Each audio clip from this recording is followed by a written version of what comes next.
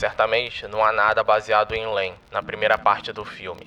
A segunda parte é definitivamente diferente, mas eu utilizei a obra Congresso Futurologistny de Len mais como uma fonte de inspiração em vez de base para o roteiro. Ari Folman. Olá a todos, bem-vindo a mais uma sessão do Cineclube Mornal, um projeto do Azul de Saturno. Olá a todos, eu sou Juliana Chaves, artista e cineasta. Eu sou Luiz Gustavo, artista visual, cineasta e professor. E como vocês sabem, a gente vai fazer uma análise de um filme hoje e contém spoilers, então se você não assistiu o filme ainda, vai lá assistir e depois retorna aqui. O filme de hoje é o The Congress, ou Le Congrès, não sei nem se é o nome em francês, enfim, o Congresso Futurista, né? De 2013, tem 2 horas e 2 minutos de duração. Ele foi dirigido pelo Ari Folman e também é conhecido pelo filme A Valsa com Bashir. Esse filme é baseado em um livro de um escritor do leste europeu, se eu não me engano, o Stanislaw Lem. O nome do livro vai aparecer escrito aí porque eu não tenho capacidade de falar esse negócio. E esse autor, ele é mais conhecido pelo livro Solaris, que também tem uma adaptação para cinema. E assim como no Valsa com Bashir, o Folman, né, que é o diretor, ele trabalhou com David Polonsky como realizador artístico e o Yoni Goodman como realizador da animação. O Congresso Futurista ele é um filme que mescla a atuação live action com animação. Em 2013, esse filme ele foi eleito como o melhor filme de animação nos prêmios do cinema europeu de 2013. Esse filme, ele tem uma questão de ser um drama, né? Ele acompanha a vida da personagem, da Robin, né? Que é interpretada pela Robin Wright, e aí o nome da personagem é Robin Wright. Ela é conhecida pelos seus papéis em Forrest Gump. Forrest Gump, Beowulf, e os que são citados no filme é o Forrest Gump e... Noiva Prometida, Princesa Noiva, sei lá, não lembro o nome. A Princesa Prometida, que é The Princess Bride. Ela também participou de O Corpo Fechado, né, do M. Night Shyamalan. Esse filme é um drama, né? Ele meio que acompanha esse momento da vida da Robin, no qual um filho dela tem uma doença. É síndrome de Usher tipo 2. Isso. A outra filha dela meio que parece não ter uma ligação tão forte assim com a mãe. É uma questão meio esquisita que fica colocada no filme. Inclusive, parece que toda a atenção da personagem da Robin vai só pro filho. E aí, tipo... A menina, literalmente, a única coisa que ela faz no filme é chamar a mãe lá quando o filho dela tá empinando pipa, que tá quase indo na direção do aeroporto. Eles moram do lado de um aeroporto. Pra ir lá pegar a pipa do menino, tipo, não deixar ele, sem querer, fazer a pipa e parar numa coisa que senão eles vão ser despejados, né? E, tipo, é a única coisa importante que ela faz no filme. Que realmente infere na história de alguma maneira. Tipo, ela... Tipo, poderia ser qualquer outra pessoa ali que não ia fazer diferença. E acontece o quê? Ela é uma atriz, né, que já tava meio esquecida pela grande empresa, né? Que nesse caso é a Miramount, né? Miramount, isso aí. E, obviamente, é uma brincadeira com a Paramount. A gente pode até pensar um pouco da Miramax, né? Inclusive, o símbolo é parecido, né? Uma montanha também com a estrela. Isso. Só que formando um olho, né? Que é a ideia desse lance do mira, né? De olhar. Olha, sério, eu fiquei olhando. Toda vez depois que você falou isso, eu fiquei procurando. Eu não consegui ver um olho ali. Uma coisa interessante sobre esse filme é que ele tem muito aquela cara daqueles filmes de arte, os filmes mais contemplativos do leste europeu mesmo, né? O próprio diretor, né, trabalhou em Valsa com Bashir e em alguns outros filmes. Apesar dele não ser necessariamente leste europeu, se não me engano, ele é de Israel. Mas esse filme, ele tem esse quê mais desses filmes um pouco mais artísticos, né? Mesmo que ele esteja falando da grande Hollywood, ele não é um filme padrão, né? Ele é um filme que se baseia na relação do personagem com os seus sentimentos. Uhum. Então, a Robin, ela é colocada de frente a um dilema no qual ela precisa de dinheiro, mas ela quer continuar atuando, só que o cinema mudou e ele não precisa mais de atrizes como ela. Na verdade, ele não precisa de mais ator nenhum, na real, né? Isso. A gente chega mais ou menos no que a gente vive hoje, né, como história do cinema, no qual você tem atores sendo substituídos, né? O que acontece com ela? Não chega a ser substituído, né? É. No nível que tá o do filme. No nível, o filme extrapola em muito isso, né? Mas qual é a questão? O contrato que é proposto pra ela é que ela nunca mais atue, mas ela vai ser escaneada e transformada em uma réplica, seja 3D ou animada, dela, que é o que vai fazer os filmes. E esse contrato tem vigência de 20 anos. No caso dela, né? Porque o dela. É meio que uma das coisas que ela força, o advogado dela força na hora de fazer o contrato. Porque aparentemente o contrato seria pra vida inteira, né? Isso. E aí, tipo, a gravadora decide.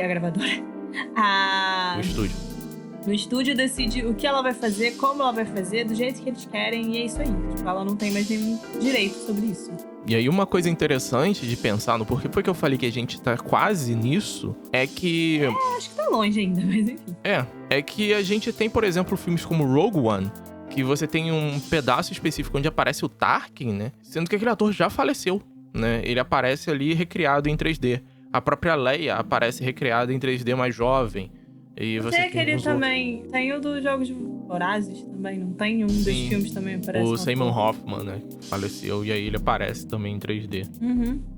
Então a gente tem isso, né? Acho que tem até um projeto de trazer o James Dean de volta pra atuar em um filme, se eu não me engano. Existe essa questão da tecnologia evoluindo a ponto de você... Será que eu ainda preciso de um ator? Mas isso é um pouco polêmico, né? Que a gente chega talvez naquela declaração lá do Andy Serkis, né? Que ele fala sobre a questão do ator, né? Por trás do personagem de captura de movimento.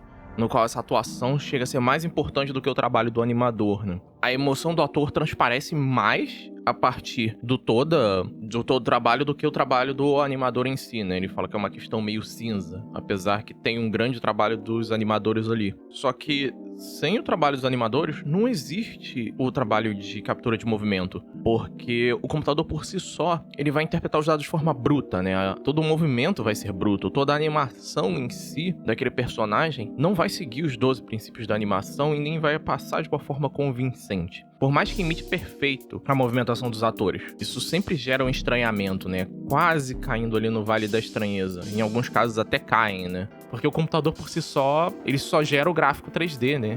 Ele não gera as emoções, ele não entende como o ser humano funciona.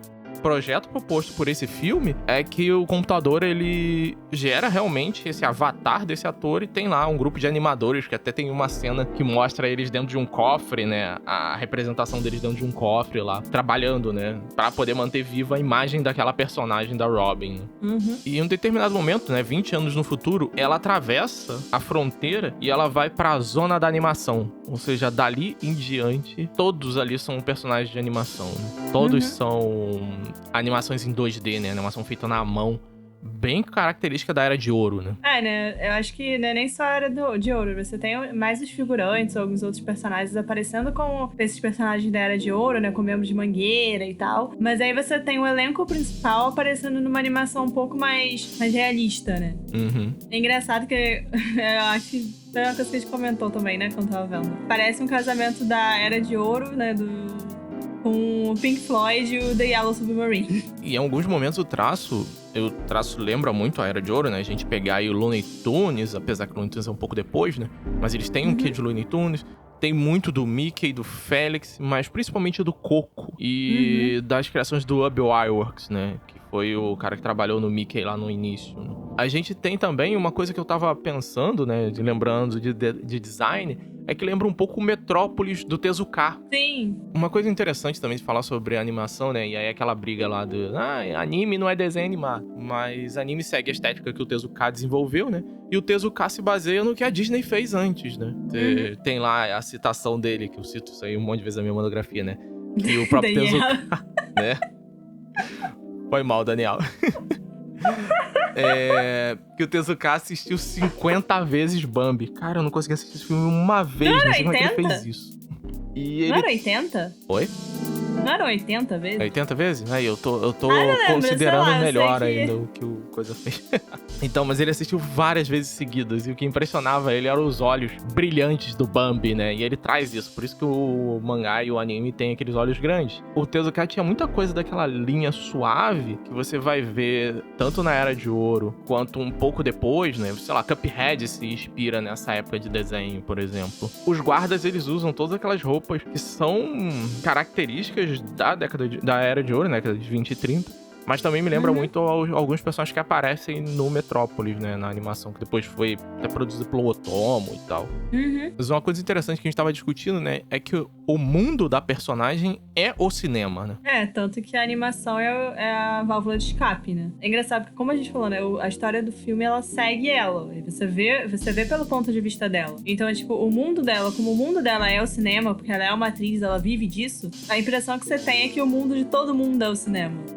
E essa questão do mundo inteiro ser o cinema, a gente pode pensar no seguinte: tudo é entretenimento. Essa é uma das questões. Eles estão o tempo inteiro, a droga lá que eles estão desenvolvendo é uma droga do entretenimento, né? No início você fica meio confuso, mas no final ele meio que bate o martelo e diz o que é, né? Mas as pessoas acabam, todas elas, mergulhando nesse delírio coletivo, quase que nem uma Matrix autoimposta de sonho, onde tudo é animação pra eles, onde eles podem ser o que eles quiserem, da forma que eles quiserem, né? Não existe miséria, não existe terror, não existe guerra, né? Só existe aquele desejo, né? E uma coisa interessante é que a empresa em si, ela quer capitalizar em cima disso. Não, ela quer capitalizar o tempo todo. Sim. Porque é o que ela faz desde o início, né? De certa maneira, também entra uma crítica até essa própria indústria do cinema. Porque o tempo todo, com aquela figura do cara que era o contador e depois virou o dono do estúdio, né? É o lado meio que sujo do cinema, né? Ou de toda a indústria, na real, né? Que é aquele que os caras só querem ganhar e, tipo, problema todo mundo, sabe? Eu vou só ligar pra mim. E eu não quero saber se eu tô deixando o resto mal ou se eu tô ferindo pessoas de alguma maneira com isso. O importante é o meu lucro. Tanto que sempre associado com a imagem da empresa, de tudo mais, você tem barata, você tem... Principalmente na parte de animação, né? Você tem todas aquelas figuras fálicas ou com relação ao sexo e tudo mais. Então, tipo, é uma parada bem suja mesmo que eles botam, de certa maneira, né? Ou bem suja, bem puxando pro lado da tentação, dessas coisas assim. E a gente pega aí que o diretor, ele se inspira lá no livro do Stanislaw Lem, só que ele não segue o livro, né, à risca. Tem um que é aqui, um que é ali do livro. Mas a ideia dele é criar uma nova obra completamente independente, né? O Stanislaw estava falando de uma ditadura comunista, né? Que era mais ou menos o que ele vivia na época. Enquanto esse filme ele já tá em outro contexto, né? Então a ideia dele é uma ditadura, na verdade, do entretenimento. Uma ditadura do alto capital, né? De você tentar lucrar em cima de cada coisinha, né? Pensar, por exemplo, em grandes sagas do cinema, como Star Wars, né? Que a Disney, obviamente, agora que comprou, não vai largar o osso, vai ficar lançando 30 mil sequências, não interessa se ela vai ser boa artisticamente ou não, né? Interessa o lucro que eu posso fazer com ela, o lucro que eu posso fazer vendendo brinquedos.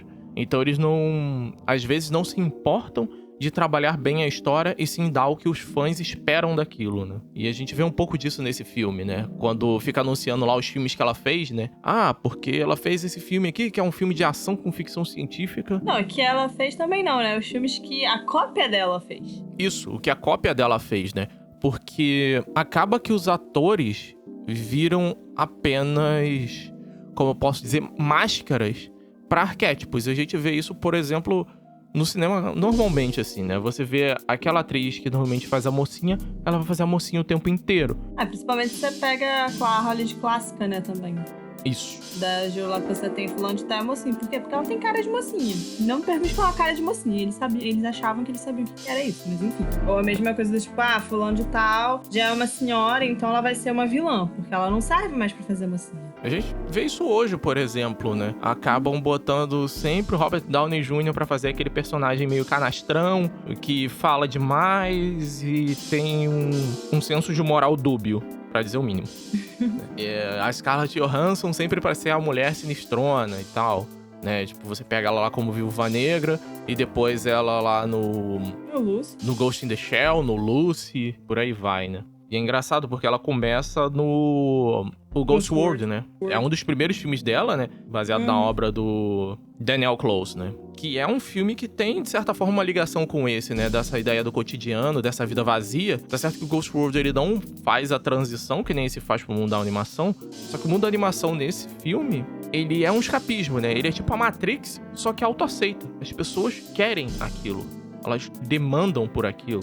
E elas estão dispostas a pagar o que for pra viver um segundo naquele mundo, né? Nesse ponto, ela me lembra um pouco o Waking Life, né? Do Linklater. Que fica discutindo o que é a realidade, né? Sim. E até que ponto você vai pra ela, né? O Linklater também faz depois O Homem Duplo, que é uma adaptação do conto do Kadik, né? O Scarlet Darkness, que saiu aqui no Brasil como Reflexo na Escuridão. Isso. Todas essas questões estão ali colocadas, né? Esse filme, na verdade, ele tem muita referência à ficção científica, né? Ele é uma ficção científica distópica, só que partindo do cinema. Então ele, com a questão das drogas, a gente pensa aí automaticamente no Huxley, com Adianava o Mundo Novo, ou até mesmo os ensaios dele no As Portas da Percepção e Céu e Inferno. Acho que também você pode falar da questão de... Pegando essa coisa da Matrix que você falou, mas o negócio da Matrix também é que você não tem noção que você tá lá, né? Tipo, então, meio que as pessoas estão ali e elas não tentam mudar ou não tentam melhorar porque elas não acham que tipo, elas acham que elas estão na realidade, tipo, não no mundo virtual, né, no caso. Mas o problema de ser autoimposto, no caso desse, é que você não tem como... Tipo, as pessoas não querem... Elas ficam tanto tempo naquele mundo virtual, tipo, nessa realidade que elas escolheram ficar, que a realidade de verdade, tipo, é uma bosta, porque ninguém quer fazer nada pra mudar, porque acho que o escapar é mais fácil, sabe? Pensando talvez na nossa situação atual, né? Na qual você tem coisas sendo jogadas na cara da população no tempo inteiro, né? Mostrando, olha só, essa aqui é a verdade. Mas tem pessoas que escolhem ser fiéis ao que elas acham que é a verdade, ou que elas acreditam que é o que foi dito, ao invés de olhar para os fatos, né? Ao invés de tentar por si só mudar as coisas. Não, vou confiar em outra pessoa para ela consertar. Sendo que talvez esse conserto pudesse talvez partir de você, né? A personagem da Robin, ela é muito reagente, por assim dizer, né? Ela reage ao que o mundo impõe a ela. Ela só age mesmo perto do final, que é depois que ela é criogenizada lá e ela volta, né? Que é quando ela decide voltar pro mundo normal e depois voltar pro mundo dos sonhos. Mas tudo isso só pra caçar o filho. E ignora a filha pra lá. Coitada. E uma coisa que ficou rodando na minha cabeça enquanto eu via isso era o Zizek, né? O guia pervertido do cinema. Nossa. Que ele fala que o cinema é uma máquina de desejo, né? Que ele diz o seguinte, né? Que o cinema vai te dizer o que desejar e como desejar, mas ele nunca vai te dar aquilo. E nesse filme é exatamente isso. Eles querem, não, vamos agora, o contrato vai mudar. A gente não vai só copiar você e fazer essa cópia sua atuar em vários filmes. A gente vai fazer uma cópia de você a ponto que as pessoas possam tomar você no milkshake, que elas possam consumir você ao máximo. Pra toda vez que elas imaginarem você, elas paguem a gente. Ou seja, vai fazer uma demanda de desejo a partir dela e, ao mesmo tempo, despersonalizar ela, tirar tudo que ela tem. Né? Porque ela não vai ser mais ela. Tipo, ela já não era mais ela. Isso. E aí, tipo, ela passa a ser menos ainda porque ela vai ser a imagem que cada pessoa criar dela. Tipo, isso vai ser a atriz Robin Wright, né? Esse é um filme bem difícil, né? Ele tem várias questões filosóficas e tal. Ele não é um blockbuster. Não. E acredito que ele não seja um filme pra qualquer um. Ele é uma experiência, na verdade, sabe? Isso. Tanto pela duração dele, apesar de que tem filmes mais longos que você não sente tanto, mas também pela própria troca de animação e live action, pelos planos que foram escolhidos serem feitos, da maneira que a animação é feita também, porque ela, como a gente falou, ela tem um quê de... Oh, caramba, qual é a palavra? Era de Ouro. Não, nem Era de Ouro. É quando... Aquela pegada do Pink Floyd, do Yellow Submarine. Psicodélica. Psicodélico, isso. Então ela tem um quê psicodélico que não necessariamente agrada a todo mundo. O filme ele é confuso em alguns pontos, porque ele entra nessas reflexões, ele entra dentro dela, de certa maneira. Então, às vezes, até você se tocar necessariamente o que ele tá falando, você vai ficar um pouco confuso. Ou até você fazer as ligações, que às vezes também não são necessariamente ligações do filme. Às vezes são coisas que você tem que fazer com você mesmo pra chegar a alguma conclusão. Então, ele é um filme bom. Ele é um filme que é uma experiência. Tipo, ele é um filme que... A animação também é muito bem feita, por falar nisso. Ela é muito Sim. fluida, tem os momentos de morphing nele o tempo todo, assim, que são fantásticos. Principalmente quando você pega esses personagens dentro dessa parte do hotel lá da Miramount, que é a parte da zona da animação, né? Isso. Que tem momentos que os personagens, eles se transformam em outros, né? Que é essa ideia do bebê, a imagem de alguém e você virar essa pessoa. Esses momentos de morphing da animação, de um personagem virando outro, é muito bem feito. Mas como eu disse, né? É uma experiência. É um filme que eu curti ver, mas eu não acho que é um filme que eu gostei necessariamente, assim, do tipo... Não é uma coisa que eu parei e falar, caraca, eu preciso ver esse filme de novo, tipo, num dia, assim, do nada, sabe? Igual você de vez em quando para e fala, sei lá, nossa, que vontade de ver O Senhor dos Anéis. Não é uma coisa que eu parei e falar, nossa, que vontade de ver o Congresso Futurista hoje. Né? Sabe? Enfim. Ele discute, né, diversas questões como a gente veio colocando até agora. Uma questão aí do que você falou, né, do morphing dos personagens, é pensar talvez numa outra coisa que é interessante de ficar fazendo nesse filme, que é ficar caçando as personalidades no fundo, né? Por exemplo, um dos garçons é o Michael Jackson, tem o Elvis, Johnny Cash. Marilyn Monroe. Marilyn Monroe. Tem várias outras figuras. Tem uma porrada de ator que eu não fui... Clint Eastwood. Tem uma porrada de ator que eu fui incapaz de reconhecer, porque eu tenho esse problema, eu não sei reconhecer atores. Pra mim, todos os atores são os mesmos. Assim. Mentira, não chega a ser a tanto, mas enfim, eu tenho probleminhas pra reconhecer pelas celebridades. E que é uma coisa bizarra, porque eu lembro o nome de qualquer pessoa, assim, que eu conheço de verdade. Então, mas esse filme eu acho que eu indico ele pra quem já tem um pouco mais de bagagem de cinema, já viu muita coisa. Quem assistiu The Wall e gostou, quem assistiu Yellow Submarine e gostou, quem assistiu algum filme do Tarkovsky e gostou. Essa parte é muito louca, né? Porque ele vai disso, né? Ele vai desde o cinema russo, esse cinema do leste europeu ali, né? Na temática, na levada dele, até as coisas mais psicodélicas, experimentais, né? Do ocidente, né?